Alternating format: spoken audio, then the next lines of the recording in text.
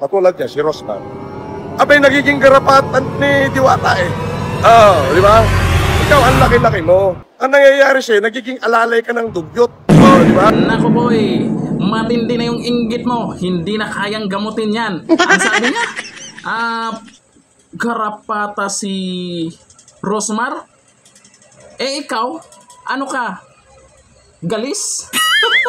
Tingnan mo naman yung balat mo, ikumpara mo sa balat ni Rosmar. At ang sabi niya, si Diwata, dugyot? Eh ikaw, supot?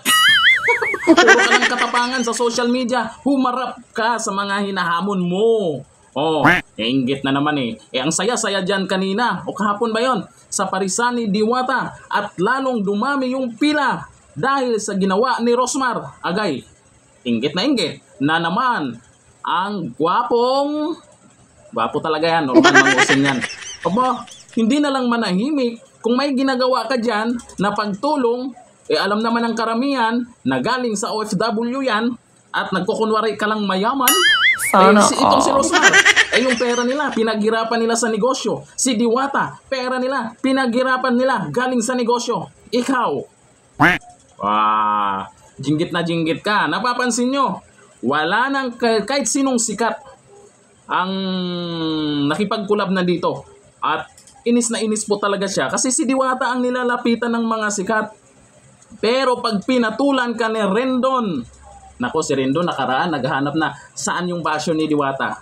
Pag pinatulan ka ni Rendon, nako, ewan ko lang, wala pa namang gyagba yan. Pag pinatulan ka ni Rendon, sana Rendon, Labador. Baka naman, pakitag natin yan si Rendon Labador. Alam ko nakarating na kay Rendon, nakarating na po sa kanya. Baka naman, kung ano ka dati, ibalik mo yan. Huwag ka nang magbago, Rendon. Kailangan ka ngayon ng mga kagaya nito, dapat magkaroon ng katapat itong kadaldalan itong si Norman Mangusin pala, aka Francis Leo Marcos. Oo, marami pong nanawagan po rin doon na magsalita ka na, ibalik na kung ano ka dati. Kasi po ay lumala na po o malala na ang sakit netong si Norman Mangusin. Hindi na po magagamot ito. Baka sakaling ikaw ang makagamot nito. Oo, gamutin mo na rin doon, maawa ka naman. Itong taong to ay mukhang talaga naman inggit na inggit talaga. So, ano ang gusto nito? Ikaw yung lapitan, ikaw yung tutulungan ni Rosmar? Aba, sino ka ba? Sasabihin mo na ikaw yung ninong sa anak ni Rosmar? Di na, kwento lang pala yun ni Norman Mangusin eh. Kwento lang yun. Kasi nagpapansin dito kay Rosmar. Alam naman natin, yung dalawa na yan, Rosmar, Diwata, ay talagang sila yung pinag-usapan ngayon. Naikiinggit ang Norman Mangusin. Malala yan. Alam niyo sa totoo lang, intindihin niyo po ito. Grabe naman makasabi ng garapa. Tingnan mo naman yung balat mo, idikit ka dyan kay Rosmar.